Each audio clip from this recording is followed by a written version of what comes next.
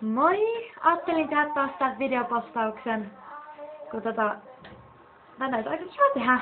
Niin ajattelin sitten tehdä ja muutenkin vissiin teistä oli ihan kiva katsoa se mun edellinenkin video. Niin tässä nyt tulee toinen ja tänään mä saan todennäköisesti tähän 8 millisen venytyksen tähän mun korvaan, et kun mä ottaa 6 millinen. Se nyt tippu.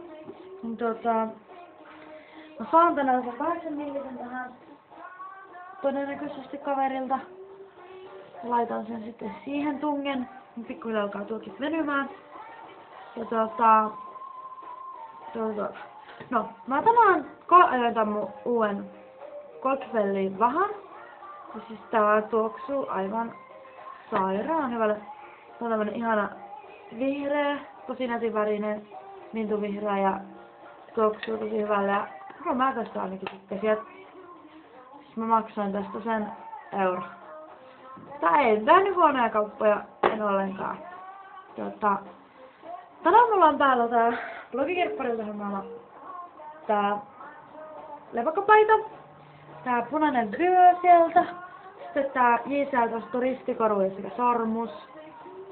Ja silleen tukka mulla on tälleen ihan perus kiinni laitettu.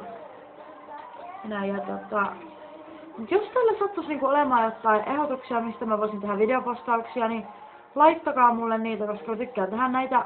Mutta siis kun esim. Tämänkin mä oon kuvannut ehkä noin 50 kertaa, kun ei keksi mitään aihetta oikein. Ja niin siitä tulee vaan höpötettyä ihan idiootteja asioita näin, että jos olisi joku semmonen aihe tosiaan, mitä teillä olisi mielessä, mitä mä voisin toteuttaa ja tehdä, niin siis sanokaa ihan ehdottomasti, niin voisin sitten toteutella niitä, niin mä just näin tällaisia sekavia nämä mun postaukset. No, eipä mulla nyt muuta, hei hei!